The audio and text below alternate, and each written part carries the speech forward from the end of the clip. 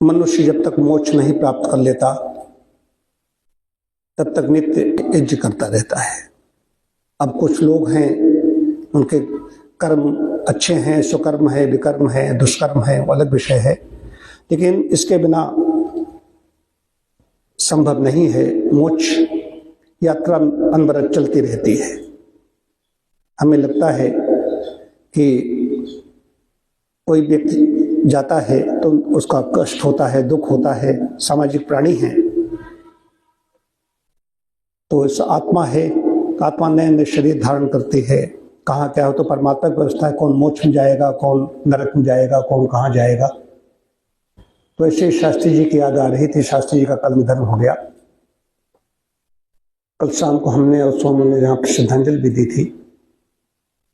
तो यादें हैं व्यक्ति से जुड़ी हुई। तो उन्होंने कई पुस्तकें लिखी और लिखी हुई रखी हैं, क्योंकि उनकी भी उदासीनता रही। एक पुस्तक अभिज्ञान शाकुंतलम का यहाँ पर मैंने करवाया। मैं क्षेत्र संन्यास में था उन दिनों, तो यहाँ पर 2 सितंबर 2024 को यहाँ पर कार्यक्रम, उनका नातिन का जन्मदिन था, उसी दिन उस पर यहाँ रखा। बहुत प्रफुल्लित थे अभिज्ञान शाकुंतलम को लेकर के। कद कालिदास की बहुत बड़ा ये बड़ी रचना है। और अभिज्ञान शाकुंतलम पद्यनाथ वैसे तो कथावाचन में वो चर्चा में थे, लेकिन गए तो उसकी चर्चा हुई, उसके बाद आचार्य चले गए।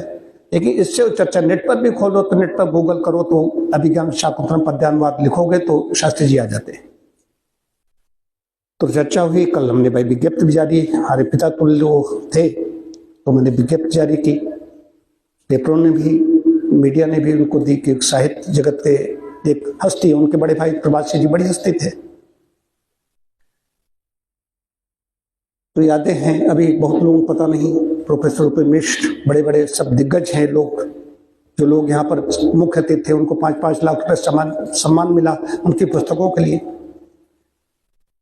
तो और अभिज्ञान शाकुंतलम जिसने पढ़ा है वो सब प्रशंसा उसके कर रहे हैं। जिसने नहीं पढ़ा तो वो जानते नहीं। जो पढ़ रहा है कि पढ़ेगा वो उसको समझेगा, जानेगा, तो पुस्तक खोलनी पड़ेगी। तो क्या है, अब मैं समझता था हमारी उनकी मैत्री एक तरीके से थी, वो हमसे ही विचार विमर्श करते थे।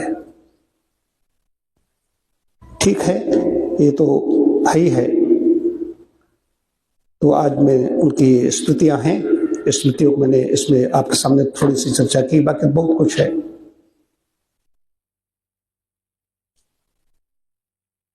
पुनः हम उनको श्रद्धांजलि अर्पित करते हैं। ओम शांति शांति शांति।